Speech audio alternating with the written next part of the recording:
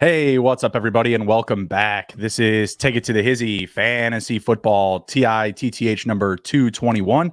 I'm your host, Justin Bruni. I've got my co-host, Amari Cooper, with me here this morning. How are we doing, sir? Happy Sunday. Happy Sunday, man. Doing good. How are you? Can't complain. Weekend's going well. The weather is starting to come around out here on the East Coast. It looks like it's going to be a nice day today, so I'm looking to spend a little bit of my time outdoors today. Yesterday, I was locked up in the movie theater. Went and saw the Batman. It's long as hell, but it was super worth it. So everybody, get out there and go see Matt Reeves' version of the Batman. Very good stuff. More of like a detective noir movie than it is a Batman movie. Awesome stuff. But how's your weekend going? What have you been up to? No, nothing much here, man. Got to make some time to see Batman. I've heard really good things from all my friends that have seen it so far, including you. So I definitely got to check it out maybe this week. But aside from that, man, not much. Trying to enjoy the weather. I think it's going to rain today, it looks like. But it looks like we're going to be back into some spring weather. So it'll be nice to get out and stuff. Yeah, we got like all the windows open right now. We're just chilling over here at my place. It's really nice. So hopefully it doesn't rain too soon here. Did you catch any of the fights last night? No, I didn't get a chance to watch the card. I did see that Covington one. So I know that was fight. We had a lot of hype behind it. Mm-hmm. Yeah, I didn't catch any of it either, unfortunately. Which was, I think, in my opinion, pretty solid because I don't like Colby. Not a fan, obviously, with the heel theme that he likes to run with. It's kind of like overdone, I'd say, in the UFC level, right? So yeah, I saw that on Twitter too. Just caught like the highlights or whatever. I was a little disappointed that I missed out on it, but again, I was locked up in the theater for most of the night, so yeah, I was spoken for my evening. So right. All right, cool. Let's dive into it, though. We got a lot of topics to go through. Some of them we're actually coming back to here, these first couple here. Aaron Rodgers talk. We discussed him a couple weeks ago, Emron, about his potential landing spots for this offseason. It looks like a decision could be coming soon here. This weekend, actually, I don't know if it was yesterday or today, but he officiated David Bakhtiari's wedding. So it may be a little last opportunity for the boys to, pitch Mr. Rodgers and coming back to the Packers. Right now, it's looking like it's down to the Packers, the Titans, the Broncos, and the Steelers. Some key teams that we can take off the table: Tampa Bay, DC, Cleveland, and Indianapolis. I'd say, still some teams hurting at the quarterback position. Right. What I'm hearing is the least best kept secret at the combine is that Aaron Rodgers is coming back to the Packers. We've discussed on the show a few times now about Devontae Adams potentially being tagged. Does this just kind of signal that we're just going to see Aaron Rodgers back in the NFC North this year, or are we maybe, jumping the gun a little too soon here? No, I think I'd say like 85% that he's probably going to stay with the Packers. I think the person that said it best this week, I don't know if you caught this clip that was going around on Twitter. Charles Barkley was on Waddle and Silva in Chicago, and he said, when describing Aaron Rodgers, he's the pretty girl, he being Aaron Rodgers, that you need to tell is pretty every day. Like, he needs his attention. Like, he's just causing this drama for no reason. He's going to end up staying, which is very Aaron Rodgers. He's going to bitch and pout. Right. And I don't think he's going to go anywhere, because if he's trying to win a Super Bowl, everybody knows how bad he is in the playoffs, but getting to you can't get to the Super Bowl if you don't get to the playoffs, right? Right now, his easiest path to get to the playoffs is obviously staying in the NFC North, right? You got three teams that are rebuilding, minus the Packers, right?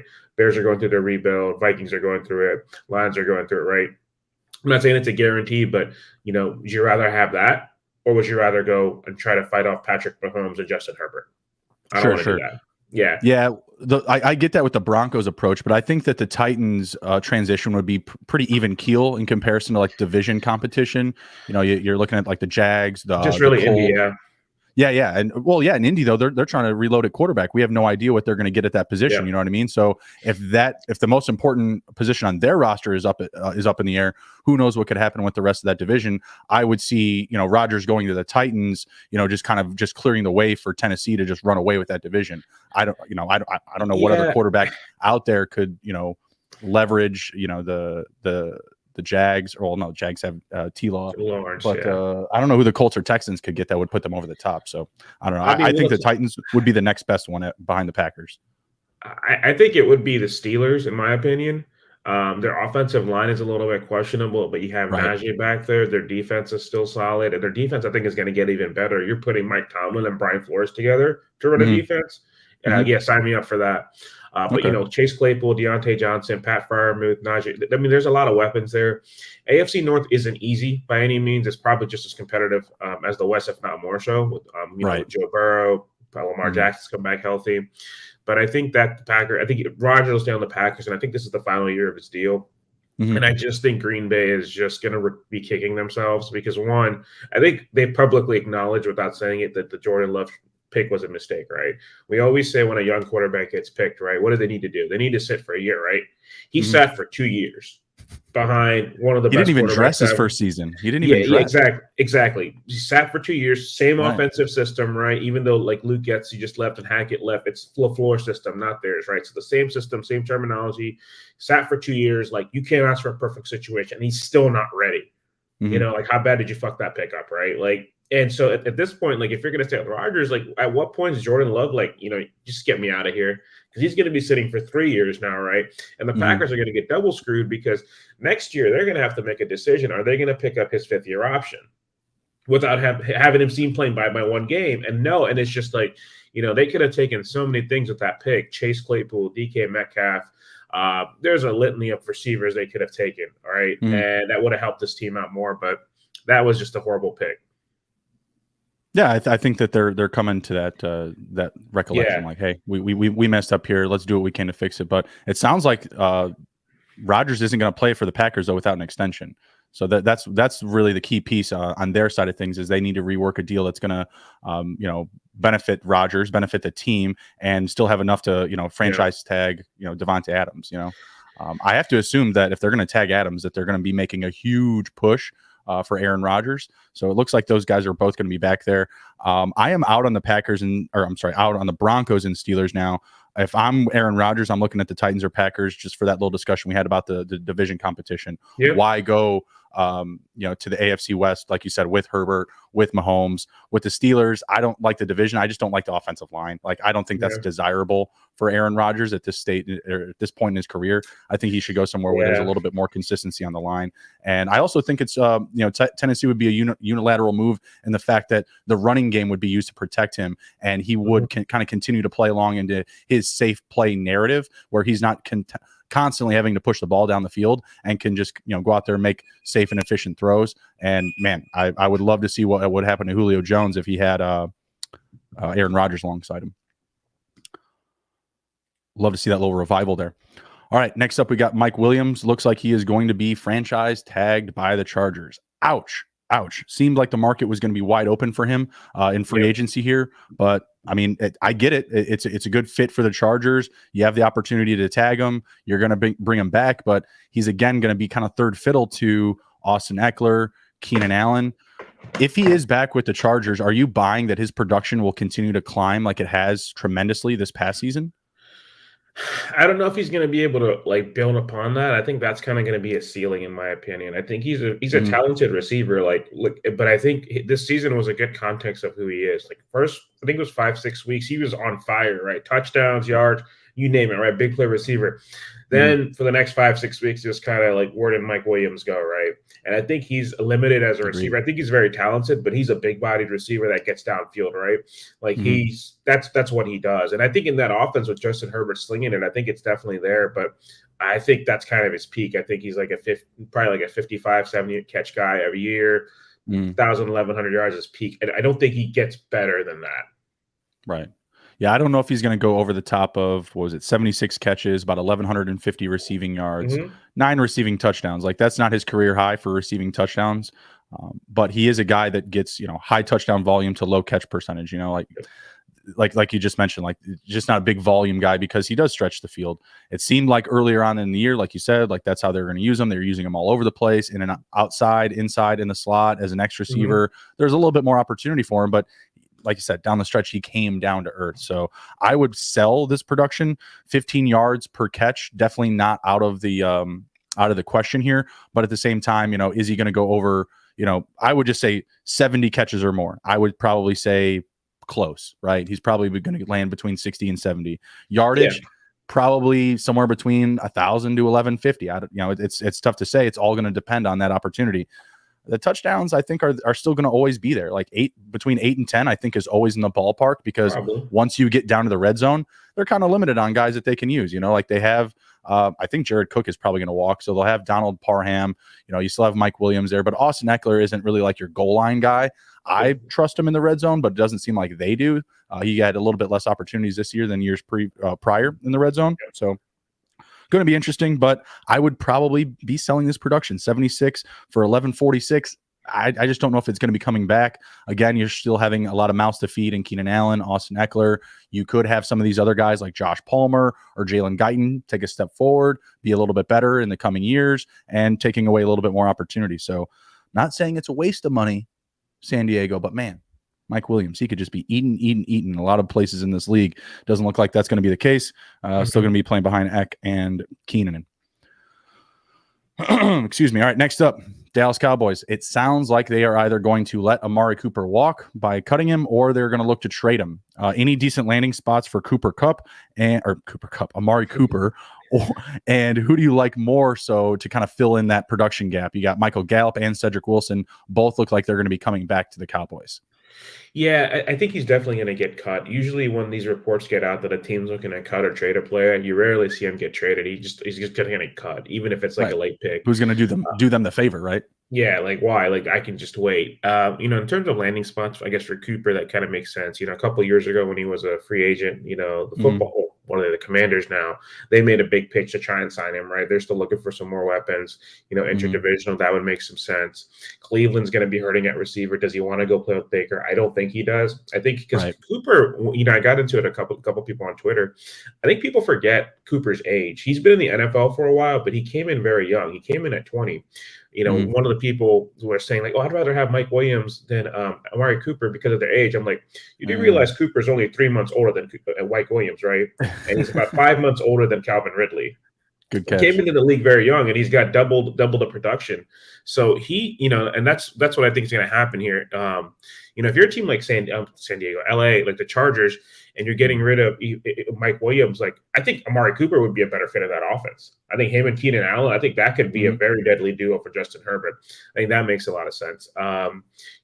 Kansas City, right? They've been looking for a weapon for a while. They tried to sign Juju last year. He didn't want to come. But Amari Cooper, I think, would be a good fit in that offense. It feels weird to say, but McCole Hardman just never turned into that number 2 receiver that they were hoping for. He's a weapon, but he's like maybe their third or fourth option. So that's a team that could be looking for another weapon.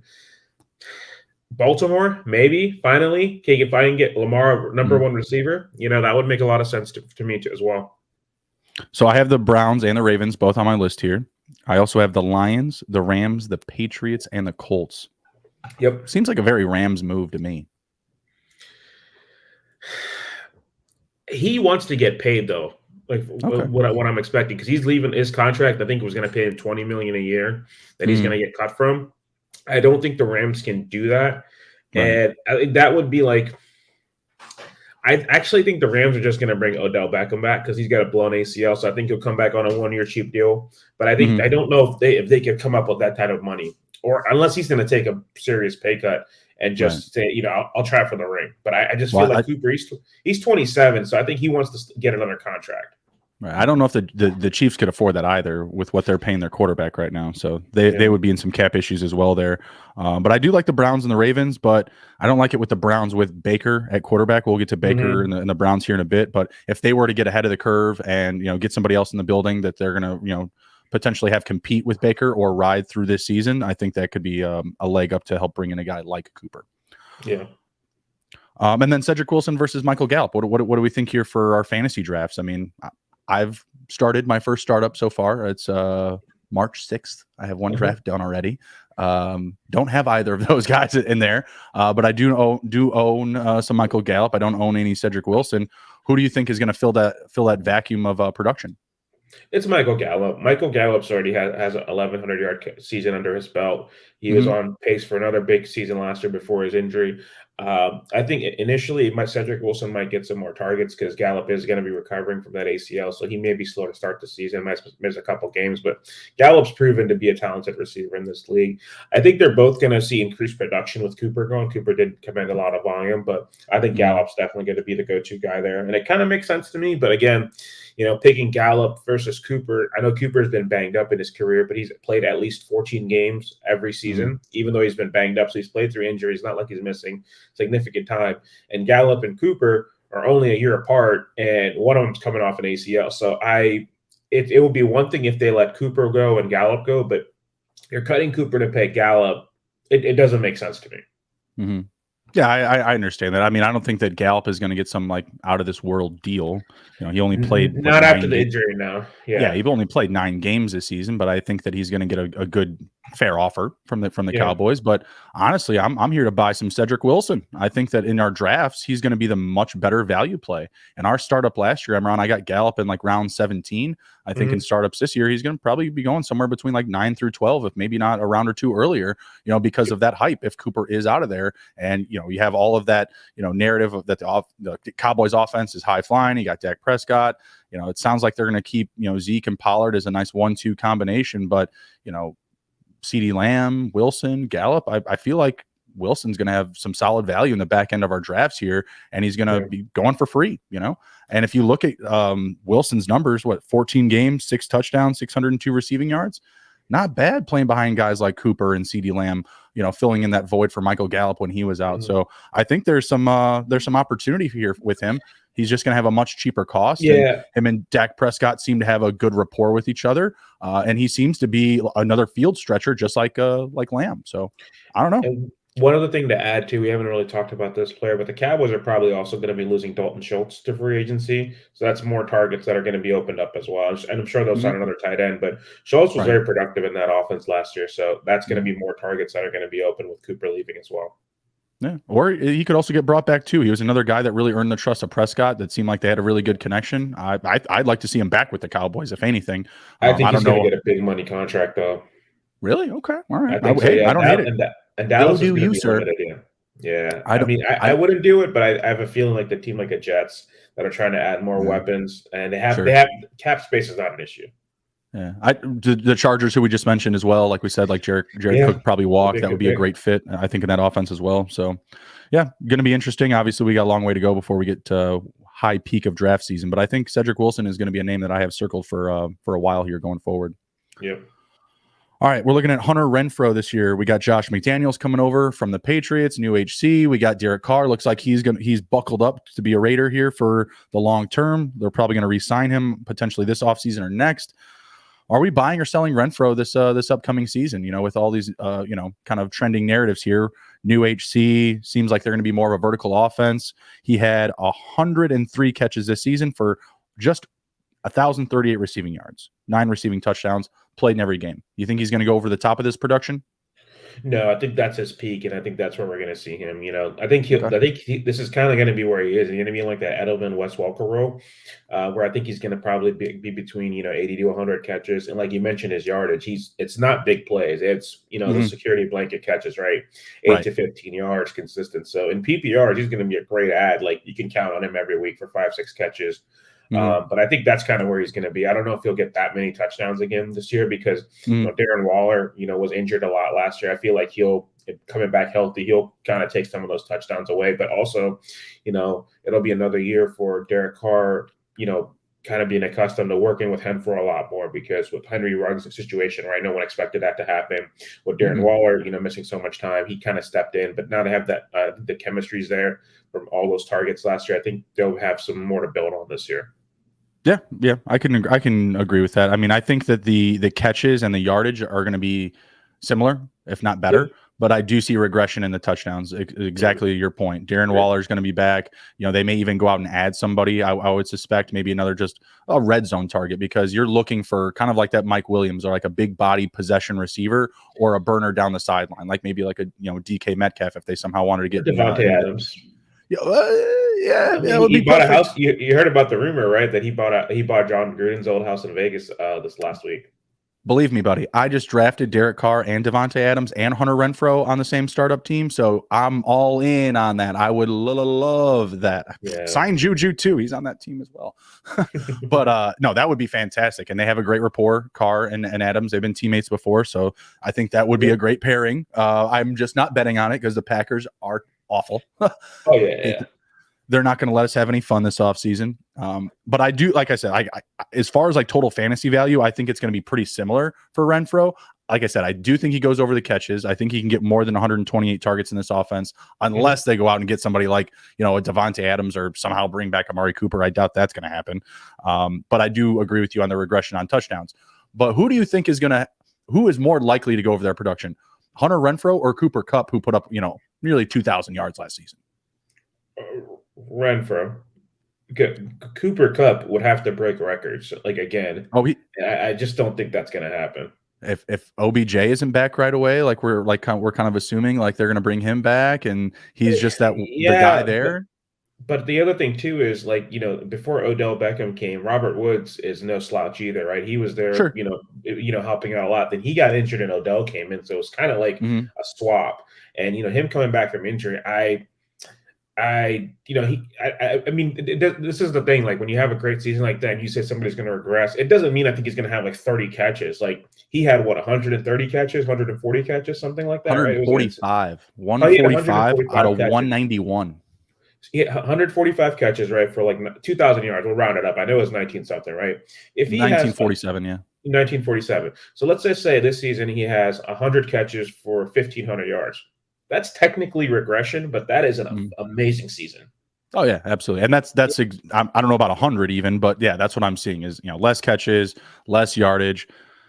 Touchdowns I'd like to still see there, but at 16, I think that's a pretty tall order. Yeah, I think he should probably be wide receiver 1 because I think he's kind of Hunter Renfrow on steroids where, he's very efficient. Like Hunter Renfrow, like just going back to his stats real quick, 128 targets and 103 catches, that is insane efficiency. That is fantastic. Like if he's throwing it to him, he's catching it. Like that is not a number you see. That is one of the more efficient numbers I've seen. Usually if a guy has 103 catches, he might have close to 200 targets. Right. No, I absolutely love Hunter Renfrow. I've been trying to buy him as much as I can. Probably just going to see him a little bit of that touchdown regression. But for Kupp, man, these things are just so high. I mean, everything's through the roof: the catches, the yardage, the touchdowns. It's hard not to bet on regression there. Yeah.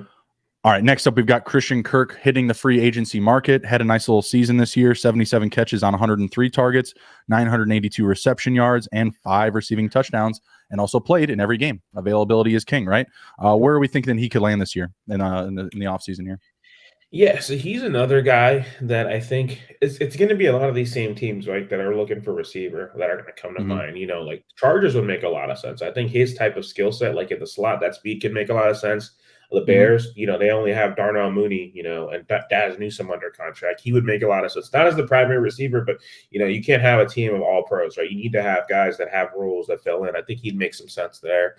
A team like the Lions, they could use some receivers, the Jets even, and it's a lot of these same teams we're going to see, I was going to say the Ravens, but I feel like he's too similar to what they already have with guys like Hollywood Brown, Devin Duvernay. I think they need more of a Mike Williams, Allen Robinson type. Okay. I put down the Pats, the Falcons, and the Browns. But what was the one you just said that I also really liked? Did you say the Lions? I did say the Lions, yeah. Yeah. So the Lions as well. I think he would be a good mix with Amon-Ra, TJ Hawkinson. The Browns, they just need somebody. The Falcons, they just need somebody. The Patriots is another one where I think he just fits in really well because I feel like Bill could use him in many spots in the field. He's a guy that can be used for screens on the line of scrimmage. He's a guy that can come across the middle, be an X receiver, run the good old fashioned button hook. Like he's pretty solid, and he's also really built. He's strong. So I think he could get a lot of usage in a unique offense like the Patriots, who I just think they need somebody. Like I love Kendrick Bourne, but who doesn't? Sports books. They don't respect his numbers ever. That's what I love him the most for is 2.5 catches. Yeah, give me some Kendrick Bourne this Sunday. You know what I mean? Like it's just not a guy that you can really trust to go out there that's going to like be a big difference maker up against opposing defenses. I think Christian Kirk would be a level up for him, and I would like that tandem of Hunter Henry, Jacoby Myers, and Kirk. I think that would be solid for Mac Jones going forward here. Yeah. All right, we're looking at Cleveland Browns here. Baker Mayfield. GM is saying that he expects that Baker Mayfield has every shot to rebound this year. Are you buying or selling Baker Mayfield in fantasy? He can't cost much. I'd sell. I mean, like, you're probably only looking at him in like a 2 quarterback league, right? As your second quarterback or a fill-in. It's just I'm he not. played, to his to kind of his defense a little bit. He was banged up for the last half of last year. He shouldn't have been playing those last 6 weeks at all. He was banged up. And what didn't make sense is the highest paid backup in the NFL is Case Keenum, who's on the Browns. Why was he not playing? That was a team that was fighting for the playoffs. It's not like they were out of it. Like, Right. Had they maybe put him in and put a healthy quarterback in, they might have, done something different. But yeah, I just, it's just really alarming when he couldn't make it work with Odell and Jarvis, right? They invested a lot in him. They paid a lot for that offensive line, getting Jack Conklin, Cedric Willis, among others, and then signing Austin Hooper, trading for Odell Beckham, right? Trading for Jarvis Landry, signing Kareem Hunt, drafting Chubb. Like there were really no excuses for Baker. Like they set him up, and people said it's all Odell sucks. Odell's this. He goes to the Rams, and it was never Odell. I mean, and this is a guy that's universally liked around the league. So it's really concerning. Like I just don't know. I'd sell him because for every young quarterback, you want to give them a good offensive line. You want to get them good weapons in a running game and a decent defense. He had all of that, and it still didn't work. So I just don't know what else they can do. Yeah, I'm not a buyer of Baker Mayfield in any fashion, whether it's single quarterback, super flex, dynasty, redraft. I'm just not interested. He hasn't popped on the field, honestly, for me since his rookie season. I know a couple of seasons ago he put up like decent numbers. He was like close to that QB or like kind of like that mid QB2 territory, like QB 14 or 15. But to me, he's just been more of a flash in the pan than anything. This team has regressed somewhat, obviously losing Odell Beckham Jr. Even if they were to go out and get a big name in free agency, I just don't trust Baker Mayfield to be, an accurate and reliable quarterback. And, he's just so night and day too with his attitude. Like 1 minute he's, living dangerously, he's Mr. Swagger. And the next he's on the sideline, like saying like, oh, did you see that handoff I made? That was my passing touchdown for the day, or you know what I mean? To like, oh, let me just hand it off to Nick Chubb and just be that guy. And I don't know, like sometimes his confidence seems super high. Other times he's kind of like womping around, just kind of moping. I don't know. I'm not with him. Like I said, I'm not a buyer in any format. Hard pass for me. I'm hearing my offseason darling Marcus Mariota could be coming in to make him compete for the position. I don't know if that would make Mariota like a week 1 starter. I think that would be a situation where, if the competition is close, tie goes to the incumbent, tie goes to the runner, the guy that's been there. I was going to say, it kind of comes, it's all full circle now, right? Because this is what happened to Mariota when Tannehill came in. Like, it's coming in for competition, and it's literally, 3 years later, it's the same thing. Mariota did get hurt that season, though. He actually started off that season pretty well. He had 7 passing touchdowns and just 2 interceptions through, I think, like 5 games or so. I don't remember. It was 3 seasons ago now. And then that following year, he went to the Raiders. He had that 1 game up against the Chargers that he played really well. And then this past year, I feel like that really turned into like his opportunity to, just be used on the field. Like, that trick pony role, like, let's get you in here for some sweeps. Let's get you in here for some direct runs, just whatever, because he just kind of earned it. He was showing up in practice, showing up in camp. And I feel like they reward him with that. His name is I feel like is going to continue to trend up the more and more we hear that teams are holding on to their quarterbacks. We're even here in San Francisco may not trade Jimmy Garoppolo. We've heard that Seattle has turned down significant offers from DC for Russell Wilson. Aaron Rodgers probably staying put. Like the more and more that these guys don't go on the move, the more opportunity for guys like Marcus Mariota, Teddy Bridgewater, like these free agent guys that, we may not have thought have had a chance. Mitch Trubisky, who we're going to be talking about here pretty soon, But yeah, we're both in on no go on Baker Mayfield this season. It's just not happening. All right, next up, it sounds like Melvin Gordon is going to be coming back to the Denver Broncos. Does that make you pump the brakes potentially for taking Javonte Williams with any high draft stock in Dynasty?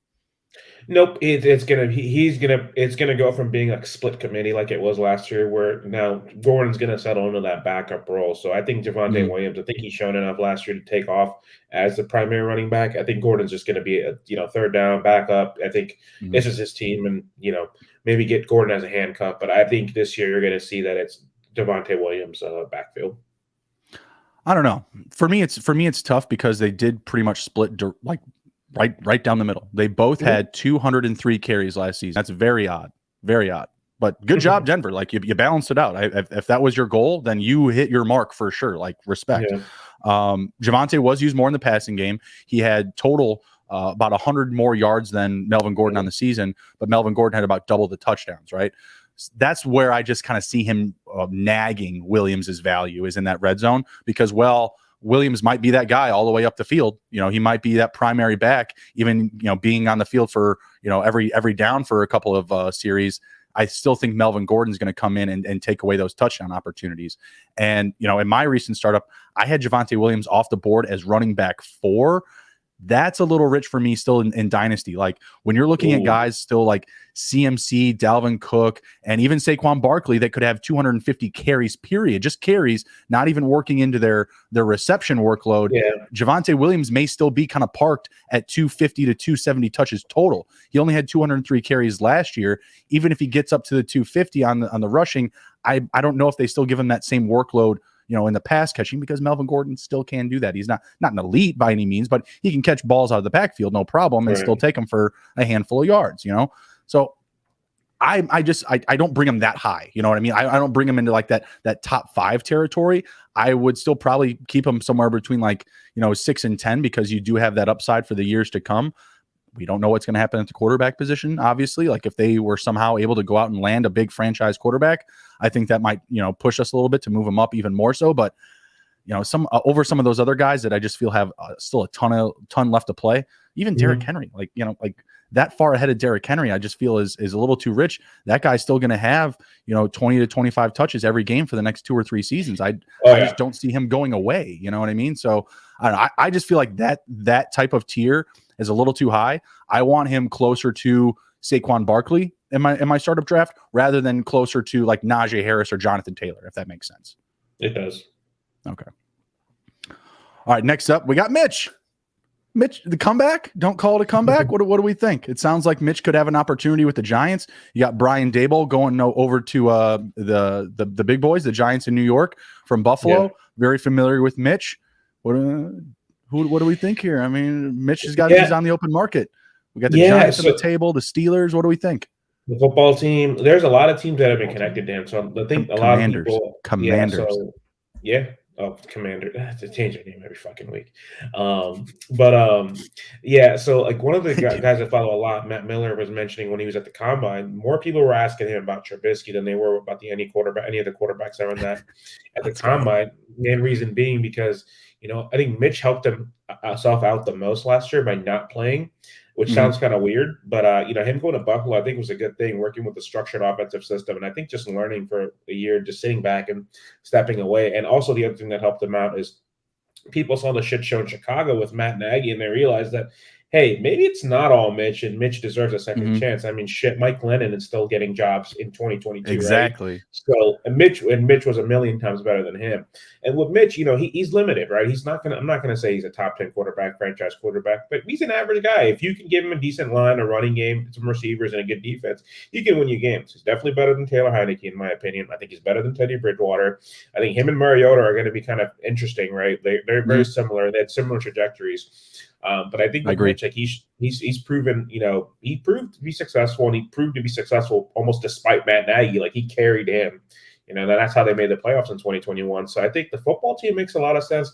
I think the Steelers can make a lot of sense, right? The Giants do as well, because Daboll knows him. Daboll says that, you know, Daboll, you know, coached him for the last year. And I think it makes a lot of sense because he does a lot of things that Daniel Jones does, and he does them better. He doesn't really turn the ball over. He doesn't really throw picks. He has that mobility, and he already knows the offense, right? And then Buffalo's going to get super lucky because they've been hyping him up and saying how great he is and how nice he is. You know, they signed him for pennies. They signed him for, I think, like $1 million or $2 million as a backup. He's probably going to get a decent-sized contract in free agency, and they're probably going to get a third-round pick back for him. Yeah, no, I absolutely love it. Mitch, don't go to the Steelers, man. Please. Like, don't set yourself up with that poor offensive line play again. You know what I mean? Like, there's some good options out here. I think DC is solid. I think the Giants are okay, but don't go to the Steelers. I just don't think that's going to work out for him. Between him and Dan Jones, I think that he can win that job. You know, I don't know what would happen with Dan Jones after that, if they, you know, could potentially try to move him or what they would want to do with that. But I feel like if you put – stop. Poor Giants. No, I mean, I don't know. I feel like when you go into camp, I feel like that's a very winnable job for Mitch. I don't think that that's necessarily a situation where if it's close, the tie does go to the incumbent, because what the incumbent's been doing, it hasn't been great. I think the only extra upside that Dan Jones would have on Mitch is his running game. I think that he is a little bit of a better runner than Mitch, just because he can get outside quicker. And I think I don't know. I feel like his footwork is just better in the play action. Like, I feel like when Dan Jones goes through that fake, that little slide, he can get out really quick. It's just, what's he going to do with it after he's like out in his face?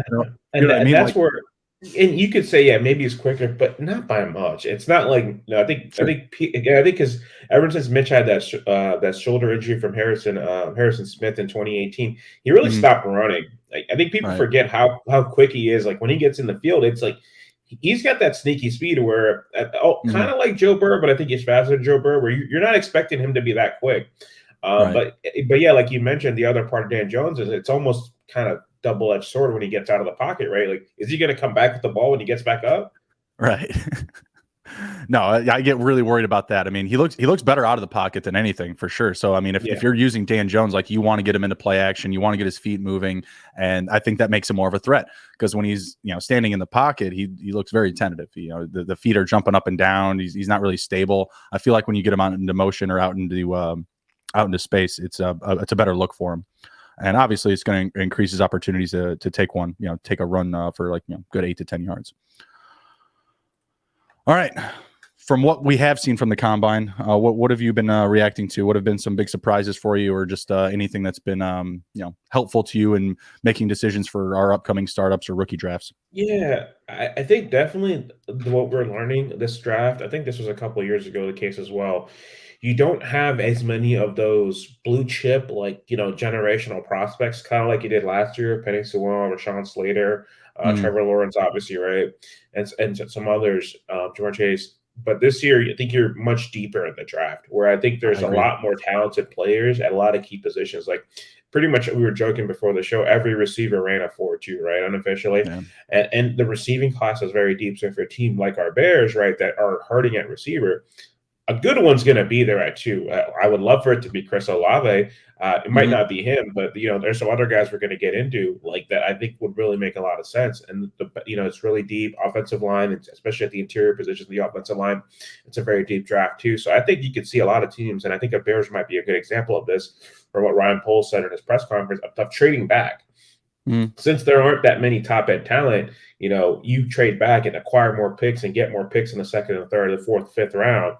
And, you have more quality over quantity, because this is one of those drafts, like I mentioned, where there's decent prospects. You have guys running crazy speeds, offensive line play. You see those people that you want to add. It's just going to be, it's going to be exciting. I can't wait for the draft. And obviously, what happens for these teams is going to be dictated by free agency, which starts next week as well, right? Like, if you're able to satisfy your offensive line needs, your receiver needs, and free agency, something else moves to the top of the list, right? Because it's no longer a need. Oh, I'm so excited for free agency. It's on my birthday. It starts on my birthday. Oh, nice. Last year for my birthday, the Bears got me Andy Dalton. Yeah, if you remember that. That was great. Yeah, that was a very depressing day. I drank a lot of alcohol that day, if anyone remembers. Breece Hall, clearly going to be the 101 in our drafts. Like, I don't think that Treylon Burks is going to do anything to go over the top of him, unless for some reason, just like your team is just loaded at running back. I still don't know why you wouldn't take him at first. What do you think about Kyrene Williams' low 40 time? A lot of people are kind of blowing his spot up, saying his stock is falling. I don't know if that's the case. Maybe it's just because I'm a Notre Dame fan, but I just don't think that that's the end of the world. John Ross, he ran a brilliant 40. What's he doing? You know what I mean? Like, I think it's a bit of an overreaction. What do you think? I agree. And I think also the other thing you have to remember, for a lot of these players, a lot of the top end talent at the combine weren't doing drills at the combine. They were just doing their manager drills in their interviews. So they are more comfortable running at the pro days and doing some of these reps at the pro days. So I'd love to see what he does at his pro day. My guess is it'll probably be a little bit higher. But at the end of the day, like, speed is good, but it's also, that football IQ is also important. Knowing which hole to hit and when to hit it, acceleration, right? And quickness. I think those things are a little bit more valuable than pure top end speed, right? Because that speed only kicks in when you're in the open field, right? And if you can never get to the open field, then what good is it? Yeah, absolutely. And I also just believe that a landing spot, like, okay, cool, his stock is down. Oh, so you're telling me it's more likely that a good team can select him? You know what I mean? Like, a Right. landing spot's going to be a big factor as well. Imagine if he winds up going to the Chiefs. Like, come on, like CEH or Kyrene Williams. I'm going Kyrene. I don't care what anybody says. Again, could be because I'm a Notre Dame fan. What do you think about these quarterbacks? I think Malik Willis, he showed up. Obviously, had some missed throws downfield, but man, that talent just looks so fucking raw. Yeah, and he's a good dude too. Desmond Riddler also looking really good. I feel like their stocks are definitely climbing, or just being just more clairvoyant. Like, it's just like, okay, like these guys are good. Like, we can stop watching some YouTube videos of all these Malik Willis highlights. Like, this guy can actually, he can chuck the ball. I don't know if he's going to be a starter this season, Malik Willis, but I think that he could find himself definitely drafted in the first round for sure. And if he's not a starter week one, everyone was talking about this year about Trey Lance taking over for Jimmy Garoppolo. I could see this guy in a lot of circumstances where he's a second half starter of this year. I want to get me some Malik Willis for sure. Any other quarterbacks that you got your eye on? Yeah, and just really quick to add on to Malik Willis. I think with Malik Willis, he reminds me a lot of Josh Allen. Josh Allen was coming out. There's a raw talent, right? He's got good arm. He's got good mobility. He's coming from a smaller school, right? So there's some questions about competition. He's coming from Liberty. Allen was coming from Wyoming, right? They're not playing at Power 5 schools, conferences, and all that stuff.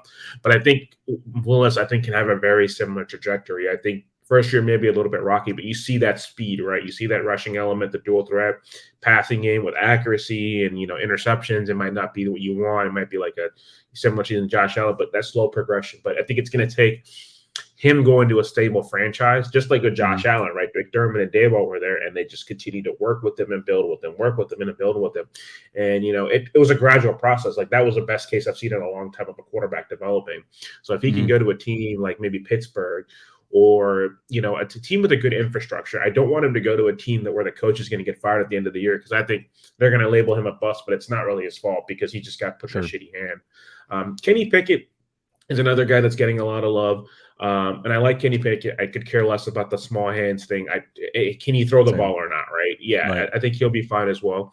Wanted to see how also Matt Corral does from Ole Miss. He, unfortunately had that really tough injury in the bowl game.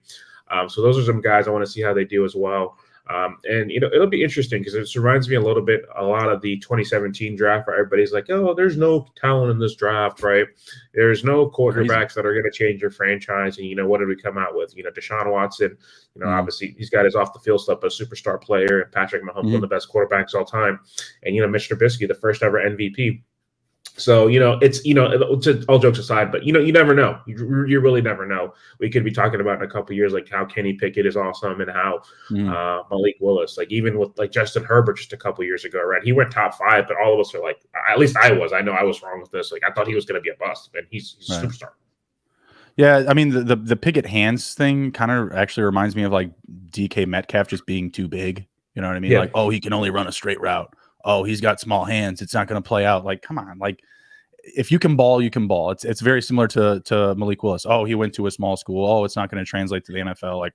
Like, are you going to start calling him a running back next? Like, you remember how that worked out for you folks? Like, it's just there's always going to be someone that's going to pin one of those, weak jointed narratives, I guess. And I don't know. I just don't buy into him. I was watching Pickett throw. He looks like he can throw. Like, it's as simple as that. You know, if people are concerned about him fumbling the ball because he can't keep a hand on it, like, I just don't see that being the case. Like, just because his hand is smaller doesn't mean that Aaron Donald still can't rip it out of him. You know what I mean? Like, defensive ends can still get it out if your hands are big. It's not the end of the world. So he looked like he can sling it. I'm good with it. Interested to see what we get. We'll definitely have some more reactions for next week. We're going to head out for the rest of our Sunday here. Do you have anything to share before we go? No, I think I'm good. Just one other player that I really like. I just like this tape, and I would love to see him as one of our Bears. George Pickens. He is an absolute bully. Like, he's a straight up bully, and I just love that. He reminds me a lot of like Brandon Marshall when he was with the Bears for a couple years. He can block. He's going to get in your face. He's going to pick you up. He's going to throw you down. Then he's going to do it again, and he's going to do it again. So I'd love to see him do that to the Packers. So he ran a good 40 time. 6'3". Really be excited, and hopefully, that was the big DT that ran that crazy 40. No, George Pickens. He's a wide receiver. Oh, I'm sorry. Yeah, George Pickens. Yeah, that DT too. Yeah, like some of the numbers you're seeing, it's just really insane with these players. 6'6", 380, running, under a 5, and good Lord, it's just crazy. And it's going to be exciting. This time next week, we'll probably have some more clarity, right, around some of the positions on if, Aaron Rodgers, Russell Wilson, right? So I'm just really excited because this is usually when stuff heats up. Yeah, it's going to get good. We got free agency going to be kicking up here pretty soon. Obviously, we'll probably get some rumors of stuff happening before it actually, develops. So yeah, looking forward to all that. March 16th, it'll be my birthday. Get some free agency rolling. Yep. We're in full swing here in the off season. It's one of the more fun parts of the fantasy year. So we're going to be back every Sunday, giving you guys the good info, giving you some updates and our takes and how they're translating to the fantasy world. We're going to head out. You guys take care. Be well. Thanks for joining us today. Be good. If you can't be good at it. We'll see you.